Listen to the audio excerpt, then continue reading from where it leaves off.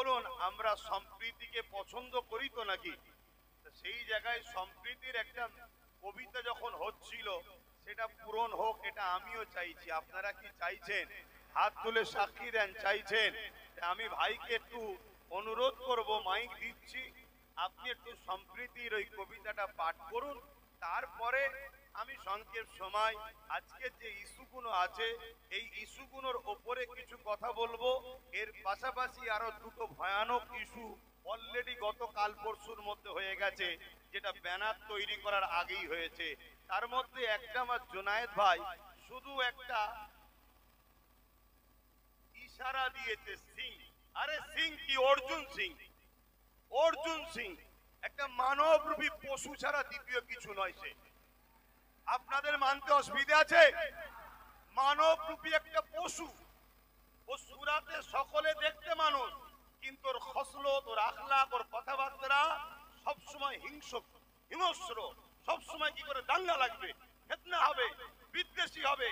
ওকে কখনো মানুষ ভাবা যায় না, একটা মানবরূপী পশু। সে আজকে কিভাবে একটা সমাজের শান্তিকে বিঘ্ন করছে, এই বিষয়টা আজকে নতুন ফিতনা। আর এর থেকে আরো একটা ফিতনা, সেটা হলো মানুষকে আজকাল আল্লাহ বলে ডাকছে। শুনছেন তো নাকি? এই বিষয়গুলো নিয়েও আমি সংক্ষেপে বলবো। ট্যাক্স দিয়ে বাস করি, কারো খেয়ে বাস করি না। দেশকে ভালোবাসি, দেশের সংবিধানকে ভালোবাসি। বাকি যারা দেশকে ভালোবাসবে মাথায় রাখবো, যারা দেশের সংবিধানের নয়, দেশের নয়, জুতোর তলায় রাখবো, সে যেই লাট সাহেবই হোক না কেন। এটা আমাদের আদর্শ। এই আদর্শ তৈরি করুন। সে যে ভিআইপি হোক না কেন, যে আমার দেশের নয়, সংবিধানের নয়, সে আমাদের জুতোর তলায় থাকবে। রাজি আছেন না নাই? দেশের ওপরে কেউ নয়, সংবিধানের ওপরে কেউ নয়।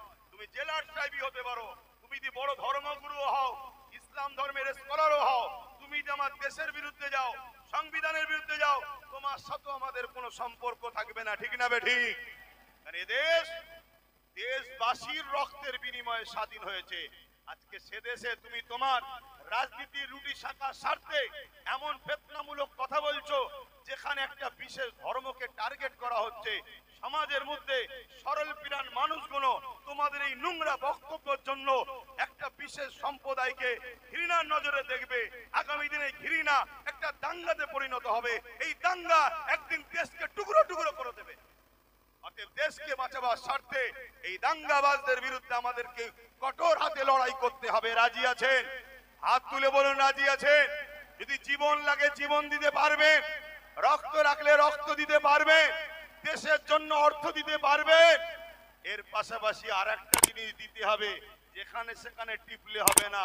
যেখানে টিপলে দেশ নিরাপদ, সেখানে টিপতে হবে। রাজি আছেন?